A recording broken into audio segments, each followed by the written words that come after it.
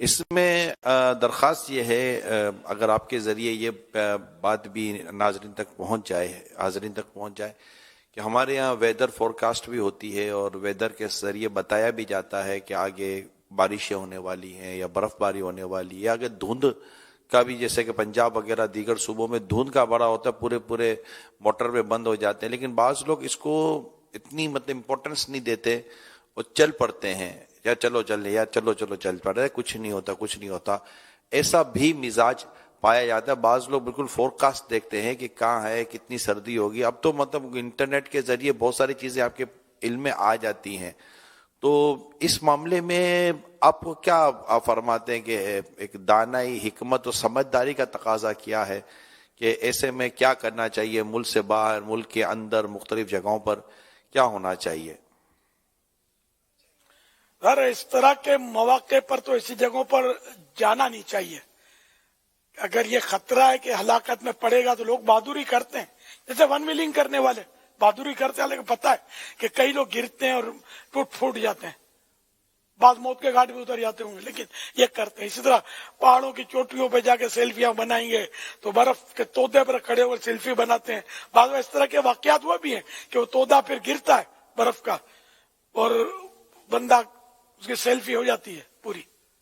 اس طرح کر رہے ہوتے ہیں، تو یہ برف باریاں دیکھنے کا بھی ایک مزاج ہوتا ہے، جذبہ ہوتا ہے، شوق ہوتا ہے، لوگ اس میں جاتے ہیں۔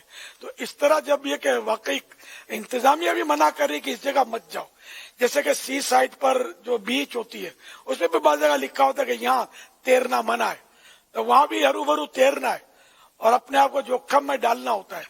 تو میرے میٹھے میٹھے سائی بھائیوں، قرآن کریم میں صاف ہم کو منع فرمایا، وَلَا تُلْقُوا أَيْدِيكُمْ إِلَى التَّهْلُكَةِ، وَلَا تُلْقُوا بِأَيْدِيكُمْ إِلَى التَّهْلُكَةِ، وَلَا تُلْقُوا بِأَيْدِيكُمْ إِلَى التَّهْلُكَةِ، وَلَا تُلْقُوا بِأَيْدِيكُمْ إِلَى التَّهْلُكَةِ، یہ تھوڑا تہلکہ،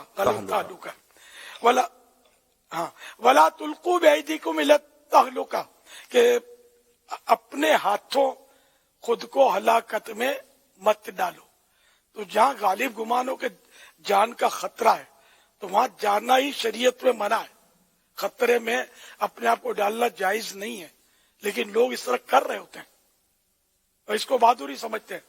یہ بہادری نہیں ہے، سانپ کے بل میں ہاتھ ڈالنا یہ بہادری نہیں ہے، یہ حماقت ہے۔